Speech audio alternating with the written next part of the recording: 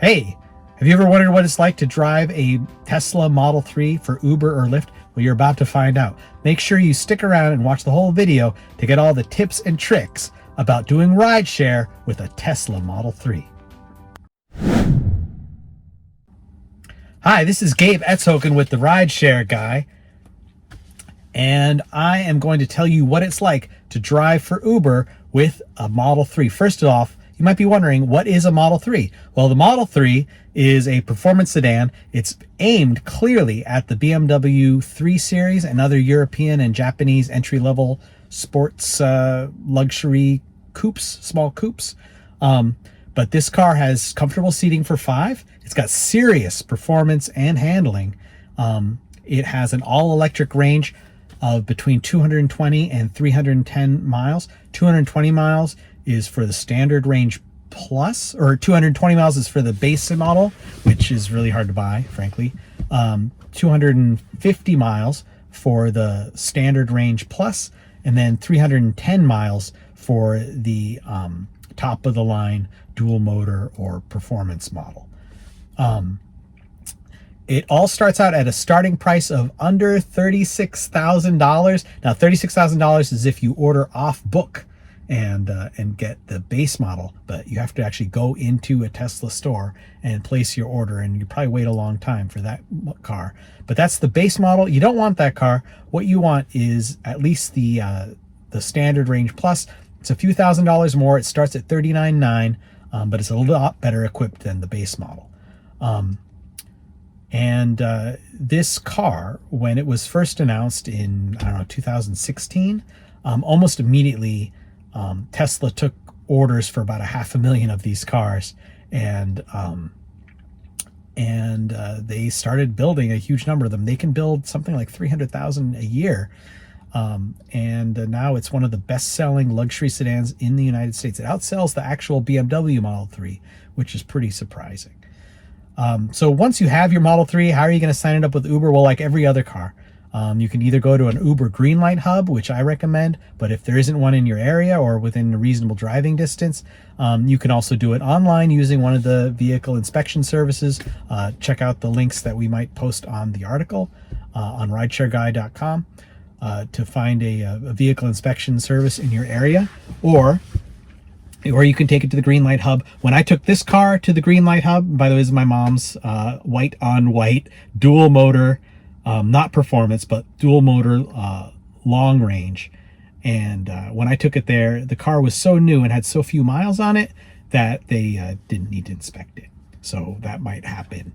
Anyway, once I had the car inspected, it was a simple matter of just going into the hub, standing in front of one of those weird kiosks and talking to a guy in Phoenix, and he got the car added. And then once you got the car added, then you just go to your app and you tap on the car you want to drive that day. Make sure you're driving in the car that's going to be showing on your driver profile, and you start driving. So what's it like driving a Model 3? Well, it's disorienting. You get in the car and you have to figure out how to set all the controls. The seat controls are pretty easy because they're just right down here by your left hand. But the other settings, you have to go through the car menu here. There is no instrument panel. There aren't even really any buttons or switches anywhere in the car. Just a couple on the steering wheel here. And there's a turn signal stock and a windshield wiper, but other than that, there's no controls. You have to do everything through this big giant 15-inch touch screen here. And you're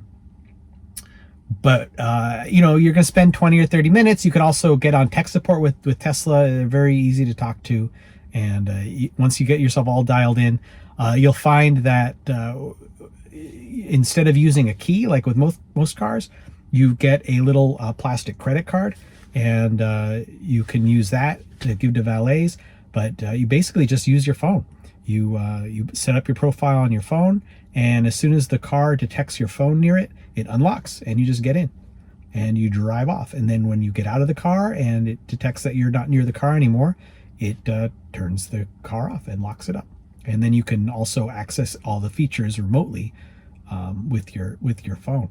So once you're all set up and driving, you will find that this car has an incredibly quiet and smooth and comfortable ride. All I can say about this car is that it just feels very sophisticated. It really feels like a $40,000 car, where some $40,000 cars just don't feel that fancy. But this car, you've heard a lot of stuff online about build quality. I think the build quality is it's not equal to European luxury cars, but it's pretty good. Everything has a nice touch to it, and it's well built. Everything works. Haven't really had any real problems. There's been a few little quality issues, like little plastic panels coming apart, but it's all under warranty, and Tesla's generally pretty good about fixing stuff. Driving the car is amazing. Like, you drive this car and you know that you're surrounded by a very tech heavy car. All the driver's aids like lane assist and autopilot.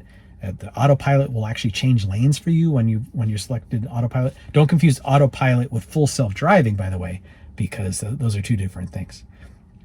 And then not only is there amazing tech, and not only is it very comfortable and well made and incredibly quiet inside, and very cheap to operate, but also this car is really, really fast. 0 to 60 time with this dual motor car is in the low 4 seconds. And I don't know if you know a lot about cars, but you're talking about an $80,000 or $100,000 car if you want to get into the low 4 second range for 0 to 60 times. And going from 60 to 100 miles an hour only takes another 6 seconds from there.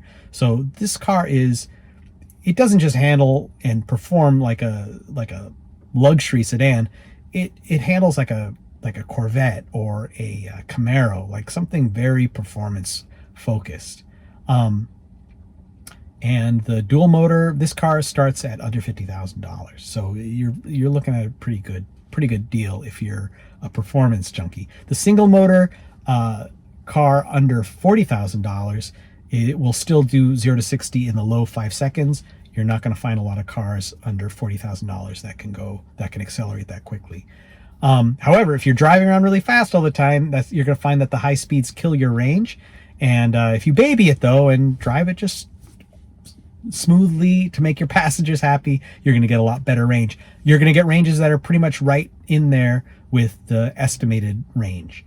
Now, when it's time to recharge, you can use one of the Tesla superchargers.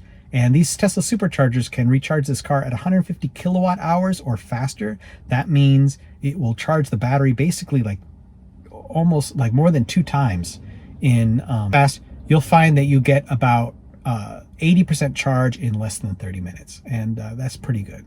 And you can even add 100 miles of range in, 20 minutes. So they claim 5 miles per minute. And that's pretty fast charge times. If you're at home and you just plug it into your 240 outlet, your what's called the level 2 charger, you're gonna get you're gonna be able to charge in 10 hours. So how do passengers like this car? Passengers love this car. You've seen all the reaction videos where people are their eyes are bulging because the car's accelerating so fast, and you'll definitely experience that. Things that are kind of problematic with passengers is, even though you can see the interior, there's plenty of room, even for big 6-foot people back there, 3 of them. And there's lots of headroom. People are always surprised by how spacious the car is, but you are going to find that you're going to explain every time how to get in and out of the car to the passengers.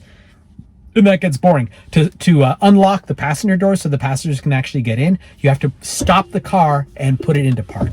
So that's kind of a pain. And one thing I like, though, is there's a seatbelt indicator, and it tells you if the rear seat passenger, the person sitting behind you, is wearing their seatbelt. And for safety reasons, I think that's a great feature. So you don't have to ask you don't have to turn around and make the passenger uncomfortable staring at them to see if their seatbelt is on or not. Driving around, the experience of driving for rideshare in this car is you're the king of the road. Nobody is going to be faster than you. You never have a problem getting into a gap in traffic. Don't let it get away from you, though, because people will complain if you're accelerating too fast and swerving and driving like a maniac, right? You're going to get those passive aggressive emails from Uber and Lyft about how your passengers think you're unsafe. So Is it a good idea though to buy a Tesla to do rideshare? Well, if you just want the cheapest per mile option, it's definitely not buying a brand new Tesla Model 3, even the standard range version. Here at Rideshare Guy, we always think that getting a car through a leasing program like Fair, for instance, is going to be better for you economically. However, if you want a nice car to drive and if you want an EV to drive, this is going to cost you about 22 cents a mile. And that's compared to, I don't know, 14, 15, 16, 17 cents a mile for like a Prius. 14 cents a mile is what I pay for driving my Chevy Bolt. Insurance, by the way, is about the same as what I pay for my Bolt, so it's no more or less than a car in this price and any other car in this price range.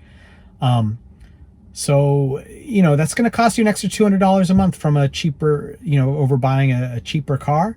But is it worth it? Extra $200 a month to have a really nice car, or maybe you want a nice car and you want a really nice car, you're more of a hobbyist driver and you just drive part-time, but you want to do it in a nice car and you want to have a nice car for the rest of the time for your family or whatever reason people like to have nice cars. You can pay for the car driving 2 or 3 nights a month. And that's a pretty good deal. This car is an amazing piece of technology. It's a very historic car because it's like the first electric car that people really wanted. So I say if you're interested in it, it's not the worst idea in the world, and I'd say go for it. Thanks very much for watching this video. Make sure you subscribe so you can check out more of our great Rideshare Guy videos here on YouTube. Thanks very much for watching, and don't drive yourself crazy.